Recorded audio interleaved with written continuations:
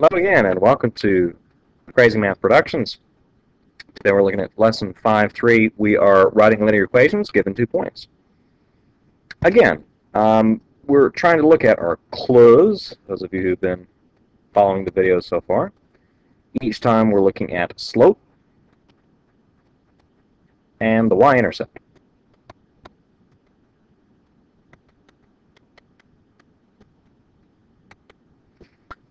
So this time, basically what they've done is they've given us 2 points, and we don't have either major clue. We're going to have to find it all from scratch. So example 1 here. Now, if we look at our clue, first one, slope. Well, we don't know what the slope is. Second one, y-intercept. We certainly don't know what the y-intercept is. Now, if we look at these 2 points, the closest we could probably get is the slope. So we're going to try to find the slope from these 2 points. Now, to find that slope, we're going to, of course, you could use the traditional formula, m equals y sub 2 minus y sub 1 divided by x sub 2 minus x sub 1. That's the traditional formula. Again, keep, change, change, keep, change, change. Negative 4 plus negative 6, negative 10, divided by 2, and that would give me m equals negative 5. Now in number 2, I'm not going to use a traditional formula. I'm going to use a little puppy formula for those of you who've been following along with Crazy Math Productions. Now, we found one major clue. Now that's fantastic. But we don't have the y-intercept. So what we're going to do, we're going to pick one. It does not matter which one. And we're going to use that one. Now I'm going to indicate 1, 6. That looks maybe a little easier to work with. So I'm going to use the point 1, 6. Notice this is x and y. Now, it doesn't matter. You can go back, pause the video, rewind, and try it with the point 3, negative 4. Believe me, it will work out the same. It will work out the same. Now, we're going to use the equation y equals mx plus b. Y is 6. M is negative 5. X is 1 plus b. And we don't know what b is. We're going to solve. So you notice the progression here. We started off section 5.1, we were given the slope and the y-intercept. Very easy, very straightforward. Section 2, we're given the slope in 1 point, and we just had to find the y-intercept using this process here. The third lesson, we're given 2 points, and we have to generate everything from scratch. We have to actually calculate the slope, and we have to plug the slope in with 1 point, and then find the y-intercept. So this is the most work of any of the ones that we've done. So 6 equals negative 5 plus b. We're going to add the opposite and find that b equals 11. So b is 11. Now we have both clues. So my equation is y equals m, which is negative 5, x plus b, which is 11. So there we go. Y equals negative 5x plus 11. Now let's try example 2 here. Again, I encourage you to pause the video, try to see if you can do it yourself, and then come back and do it. Again, we're going to look at our 2 clues, slope and the y-intercept. Now we don't have either one. Now it's not going to be easier for us to find the y-intercept right now, not unless we graphed it and then try to find exactly where that line would go, but that's not going to be very accurate at all. So what we're going to do instead, we're going to use the puppies this time, the non-traditional formula. Remember, the puppy faces the right-hand direction, pick them up with the scruff of the neck, and so the 7's on top, the 2 kind of dangles down, the 4 would be on top, the negative 4 would kind of dangle down, and we're going to subtract these. So keep, change, change, keep, change, change. We're going to end up with 5 positive wins, and there's 3 left over, 2 plus 4 would be 6. So 3/6. I need to reduce that down to 1/2, so m equals 1/2. Now, b equals what? Now, we get to choose. It doesn't matter which point. Just to show you that it doesn't matter, last time we used the left one. This time, let's use the right one. It does not matter which one we choose. Again, I'll label. So y equals m x plus b. So all I have to do is solve for b.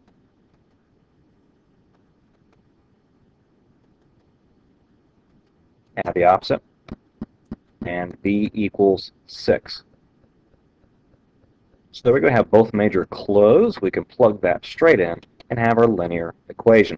Y equals 1/2 x plus 6. And what happens if we're not doing it algebraically? What if we're doing it graphically? Now, you could guess, we could just count 1, 2, 3, 4, 5, 6, and hope that that is 7 as the y-intercept. The problem is it might be 6 and 5/6. We just don't know. It's not going to be very accurate to do it that way and just guess. It's not very precise. So we're going to look at our close again just to double check. M equals, B equals, those are my two close. We're looking for a close. Now, I see these 2 points. Now, instead of using the traditional slope formula or the puppies, what I'm going to do is we're going to go on a journey. So we're going to draw the box. I'm going to start from the bottom one. How about go up? Why not? So I'm going to go up 2, so that's positive 2, and then to the right, 1, 2, 3, that's also a positive 3. What determines whether it's positive or negative? Well, x-axis, these are the negative, these are the positive values. On the y-axis, these are the positive, these are the negative values. So we're going to rise, it's a vertical component, rise 2, run 3. And now I have 2 close. I'm looking for the slope. I found it. The y-intercept, I'd like to find it. Now, I could just guess and say that that's 7, but I'm not 100% sure. So we need to double check this. What I'm going to do is I get to pick one of these 2. It doesn't matter which one. We'll pick this one. Why not? So negative 1, 2, 3. 1, 2, 3, 4, 5. Negative 3, 5. So what we're going to do, we know one of the points. We know the slope. So we're just going to plug it into our equation, our slope-intercept form. Y, which is 5, equals m, which is 2/3, x, which is negative third, plus b. So we don't know what b is. So I can put negative 3 divided by 1. These reduce to 1. 2 times negative 1 is going to be negative 2. We're going to add 2 to both sides, and b equals 7. So I have both major close. I know that this is accurate, and I can go ahead and write my linear equation. So our guess in this case, was correct. Y equals 2/3 x plus 7. Okay, look at number 4. Again, the same process. I do encourage you to pause the video, try this, and then play it to see if you've gotten it correct. Let's see, our 2 close. Slope, y-intercept. Now, first one, the easy one to find is the slope. We can simply go on a journey. We're going to draw a box around it, a rectangle to be precise. And we're going to go, it doesn't really matter. How about we go left this time? So left, so that's a negative 2. And up, 1, 2, 3, 4, 5, 6. Now, it doesn't matter which way I go. It does matter which one of these numbers goes on top. The vertical component always goes on the top. It's rise over run. So m equals 6 divided by negative 2. But I can reduce this. 6 divided by negative 2 is negative 3. So m equals negative 3. I don't have my y-intercept. I'm missing a curve. So let's try to figure out what that is. It doesn't matter which one, but let's pick one of these points. I think this one's probably going to be easier to work with. So this is 1, 2, 3, 4, negative 1. Let's use that point to find the y-intercept. So y equals m x plus b. I'm going to multiply through. This is negative 12. Add 12 to both sides. B equals 11. So now I have the slope, I have the y-intercept, I have found all of my clues, and I'm ready to go. So y equals -3 x plus 11. Again, we're putting it into slope-intercept form. That's my equation. I'm ready to go. Let's look on the back side of the page. Perpendicular lines. Now, two different non-vertical lines are perpendicular if and only if their slopes are negative reciprocals of each other. So what exactly does this mean? Well, let's suppose we had one line whose slope is -3/4. Well, they say negative reciprocals are the opposites.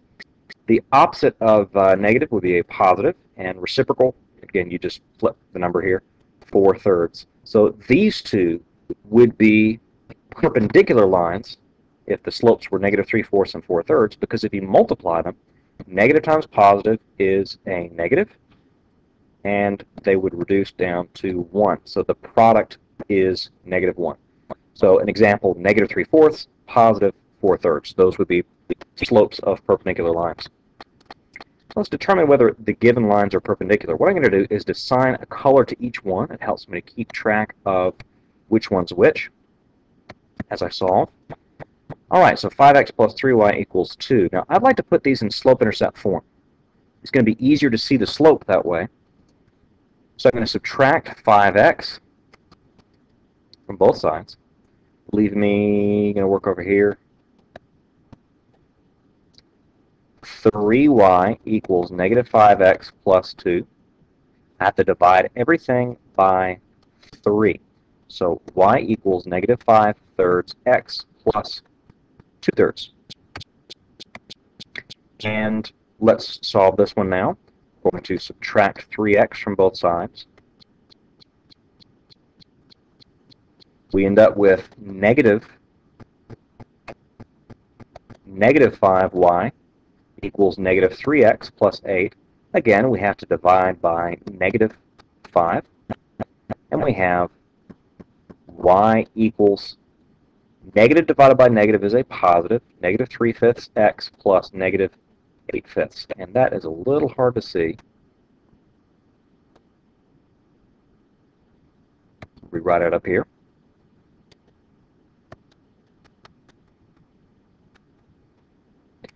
Okay, so what we're really looking for is the slope of the two lines. Now, are they opposites of each other? Yes. This one's negative, this one's positive. Are they reciprocals? This one's 5/3, this one's 3/5. So yes, they are reciprocals. So if they are opposite reciprocals, the slopes, then these are perpendicular. So are they perpendicular? Yes, they are perpendicular. Now to work out B, I don't really have much room here. So I'm going to erase and start over below. Again, I'm going to assign a color. If you have different color pens or highlighters or a pencil and a pen, some combination, just so you can keep them separate. It helps you to keep track and hopefully avoid some careless mistakes. Let's look at part B here. We have 3y plus x equals 6. We're going to get it in slope-intercept form first. 3y equals the opposite of x plus 6, and divide by 3. A little trick here, instead of the opposite of x over 3, let's put a 1 in front and move the x behind. So that we end up with y equals -1/3 x plus 2. Now let's look at the red one here. All we have to do is to keep change, and flip these around. Y equals -3x plus 7. So now we can easily view the slopes. Now, I would like to put the -3 divided by 1, and we see that these are reciprocals, but they're both negative. So that would give me a product, -3/1 times -1/3 would give me a positive 1, not a negative 1. The product would need to be -1 for them to be perpendicular. So since they're not opposites, the answer is no. Now, in this problem, we're going to have to construct it from scratch. We know that it goes through this point, so that's a good clue. It's not a major clue, but it's a good clue. And it's also perpendicular to this point. Now, I need the slope. This is the slope. But this is not the slope of my line. This is the slope of what is perpendicular to my line. So I'll need to find the opposite reciprocal of this to know what my slope is. So let's look at our clues.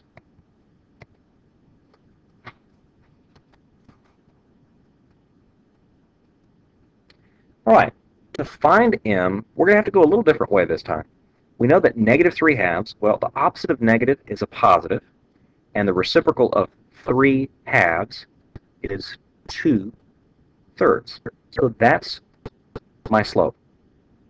And from this point, I just pretty much go the way that I have been going. Y equals mx plus b. I label the x and y here. So y, which is negative 2, equals m, which is 2/3, x, which is negative 9, plus b. Now we just have to work out and solve for b, and we're home free. These will reduce the 9 and 3 to 3 and 1. 2 times negative 3 will be a negative 6. We're going to add 6 to both sides. And b equals positive 4.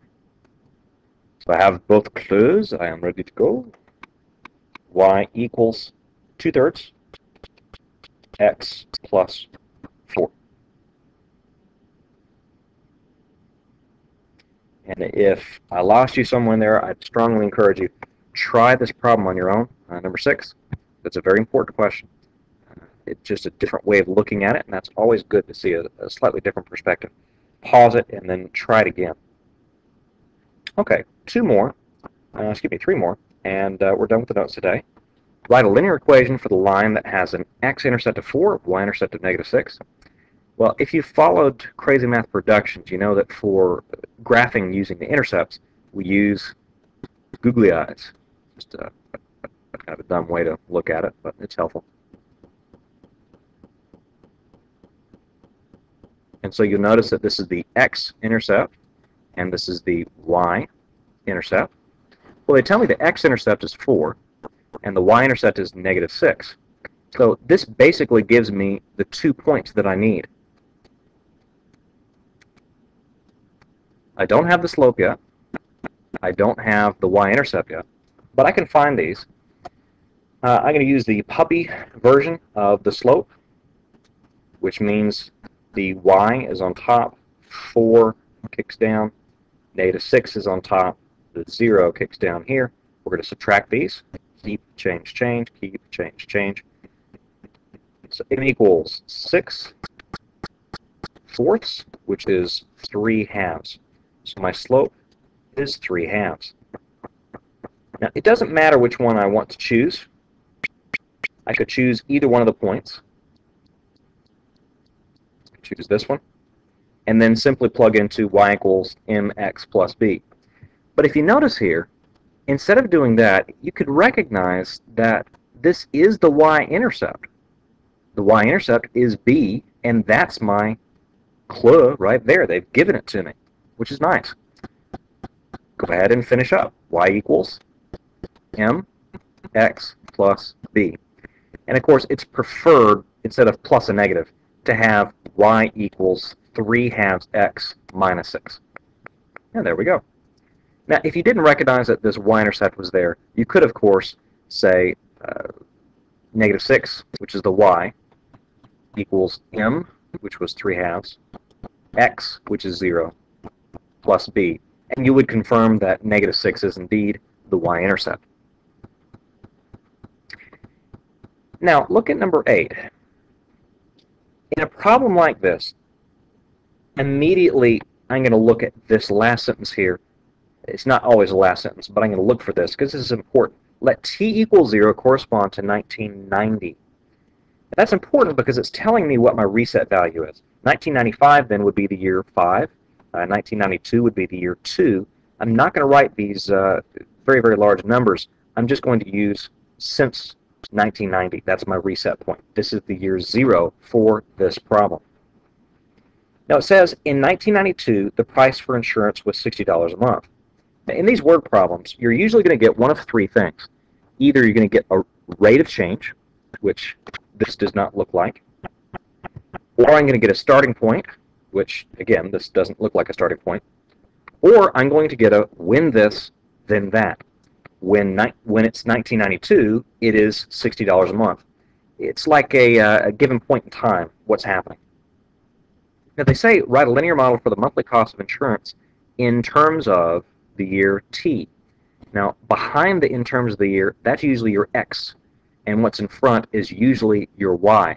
So you can see, instead of X, Y having a point, really it's going to be T, C.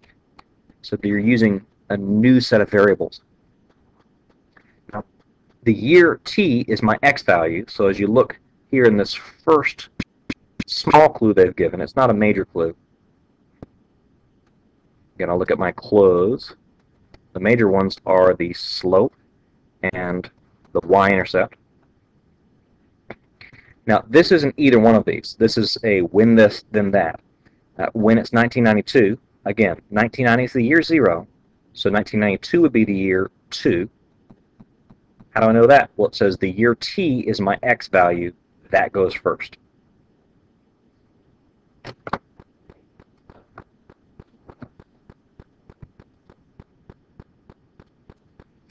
So year 2, it is the cost, which was $60 a month. They also give us something else here. By 1995, the price had increased to $105 a month. So is it a rate of change? No. Is it a starting point? No. Looks more of a when this happened, then that happened, sort of a moment in time. So by 1995, remember, X, or what we traditionally think of as X, is actually the year T. The year is 1995, and it's not literally 1995. Since 1995 was 1991, 92, 93, 94, 95. That's the year 5. And the cost is $105 a month. So we have two ordered pairs. And that's good. That's useful. That's something that we've been working with. So I don't have either major clue, but I'm going to apply the formula. I'm going to use a little puppy's version. So 60 on top, 2 on bottom, 105 on top, 5 on the bottom. Subtract the vertical change over the horizontal change. And we have negative 45 divided by negative 3 gives me a positive 15, so my slope is 15. Now, that's not quite enough. I need to have the y-intercept as well. So I'm going to erase all of this. And I get to choose one of these points. It doesn't matter which, but 260 seems to have some easier numbers to work with.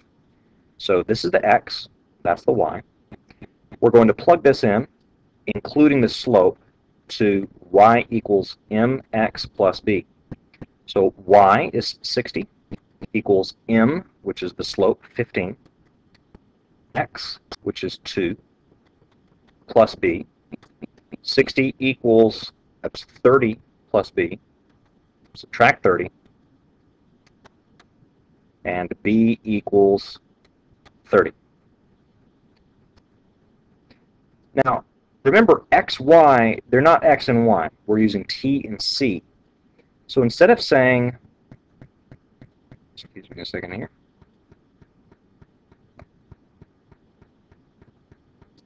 So instead of saying y equals 15x plus 30, we're going to flip this around. We're going to say c equals 15t plus 30.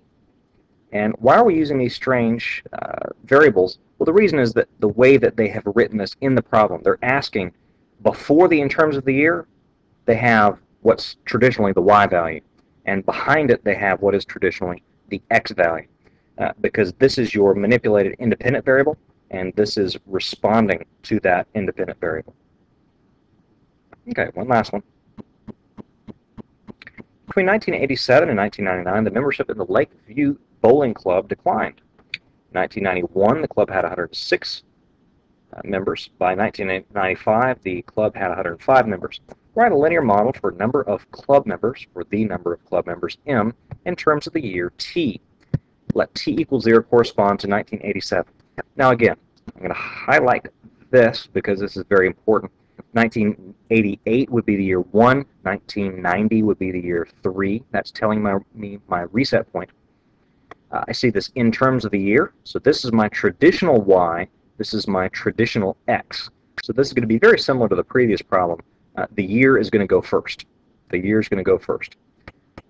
So in 1991, they had 106 members. Now, is that a slope? We're thinking about our close.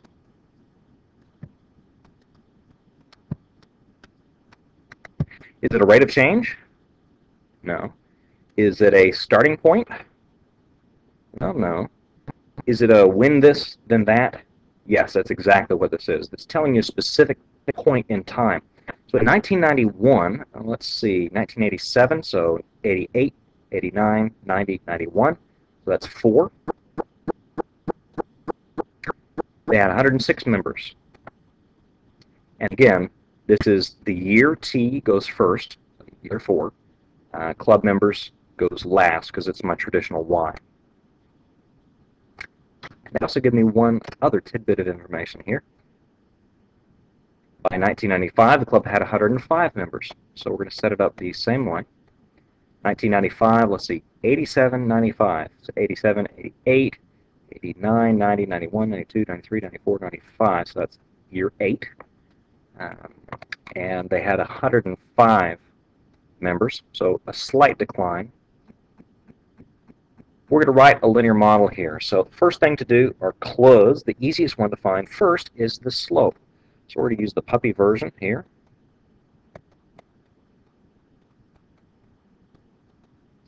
That would give me 1 over -4, or -1/4. Now, we get to choose now, to try to find the y-intercept, we get to choose one of these 2 points. I think this probably is going to be a little easier to work with, but that's just my opinion. You could use the other point if you like. Choose one of those points, and we're simply going to plug in. Y equals mx plus b. So the y is 106. M is -1/4. X is 4. And we don't know the y-intercept we're trying to solve. Now, the 4's will reduce to 1. We get -1 overall.